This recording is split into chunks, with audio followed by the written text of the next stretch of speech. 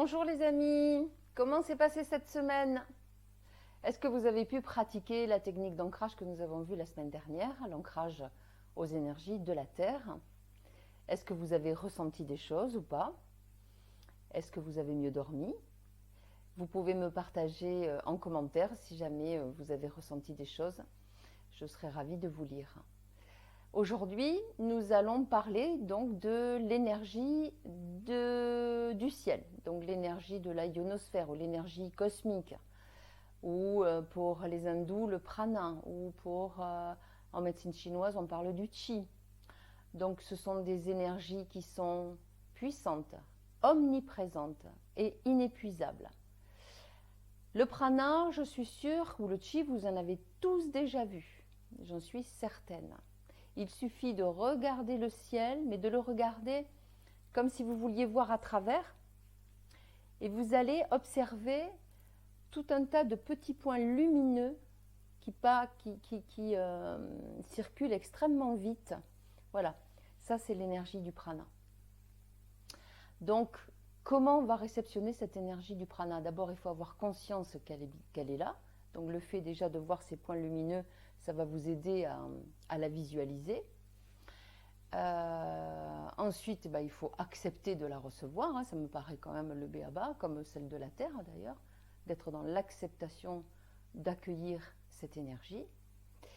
Et celle du ciel, comment va-t-on la réceptionner? Eh bien, on va visualiser un tube qui va démarrer ici au niveau du sommet de la tête, comme un tube transparent, vous pouvez le visualiser comme ça. Et ce tube va venir au milieu du cerveau, donc va passer par tout ce qui est glande pinéale, va traverser ici au milieu de la gorge, passer au niveau du cœur, descendre dans l'abdomen et se terminer au niveau du périnée, à côté du coccyx.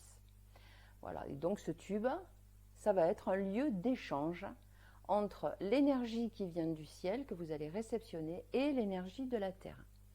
Donc vous comprenez que vous allez être en fait une interface entre ces deux énergies, ces deux polarités, et vous allez pouvoir réceptionner toute cette énergie qui va être après distribuée au niveau de roues énergétiques qu'on appelle les chakras. Vous avez sûrement entendu parler de ça. Donc ils sont au nombre de 7. Sur les chakras, on y reviendra plus tard.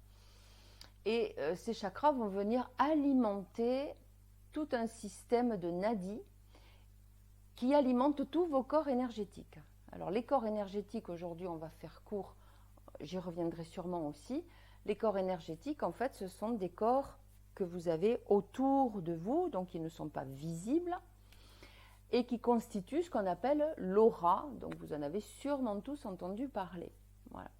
Donc tous ces corps énergétiques, en fait, sont des corps importants parce que très souvent, quand l'énergie ne circule pas bien, qu'il y a des blocages au niveau de cette répartition énergétique, on va commencer en fait à créer comme une dissonance qui va être à l'origine de certaines pathologies dans le plan physique. C'est-à-dire que si on ne s'en occupe pas tant qu'on est dans le plan énergétique, il y a de fortes chances que quelques temps plus tard, alors ça peut mettre quelques semaines comme quelques années, de venir vous toucher au niveau du plan physique. D'où l'importance de l'ancrage, qui à la fois va travailler sur ce plan énergétique et en même temps vous aider dans votre posture générale. Parce que vous allez remarquer qu'à force de le pratiquer, si vous avez tendance à vous tenir un petit peu avachi, etc., vous allez retrouver une posture beaucoup plus alignée. Et plus vous allez être aligné, et plus vous allez réceptionner cette énergie. Ça, c'est le côté énergétique en fait qui manque, je trouve moi, à la pratique de la podologie, posturologie que je pratiquais autrefois. C'était cette notion d'énergie qu'on peut difficilement amener en cabinet pour le moment. Mais ça va changer. Voilà, ça va changer. Je pense que ça, c'est des notions que nous allons intégrer à nos pratiques. Voilà. Je pensais également aux gens en fauteuil roulant, à l'handicap. Donc, vous pouvez également pratiquer Vous allez réceptionner cette énergie du ciel, mais vous pouvez également décréter. Le corps est fantastique parce que il suffit, si vous n'arrivez pas, par exemple, à visualiser ou sentir, parce qu'il y a un handicap, vous allez décréter. Le cerveau, vous allez pouvoir le leurrer et lui dire je décrète que cette énergie de la Terre, je la sens, elle monte le long de mes jambes, etc. Ou je vais pouvoir faire pousser mes racines depuis le bassin. Vous le visualisez et vous décrétez que vous le faites. Ça suffit. Et puis vous verrez bien ce que ça vous fait au niveau du corps physique. Voilà. Quoi d'autre sur cette énergie ?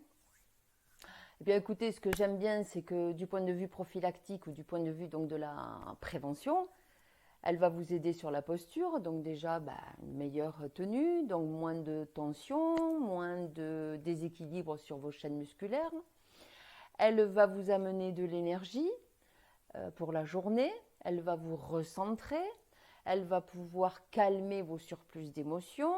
Enfin, il y a quand même beaucoup d'avantages.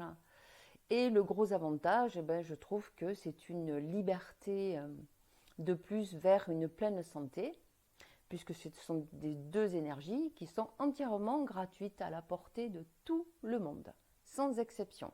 Ça, j'aime bien. Voilà, écoutez, la semaine prochaine, nous allons finaliser notre pratique. Donc, je vais vous montrer comment on va réceptionner cette énergie, comment on va se mettre, comment on va respirer en même temps. Et vous aurez une pratique d'ancrage complète. Voilà, je vous dis à dimanche à 9 h comme d'habitude. Passez une bonne semaine. Bye bye.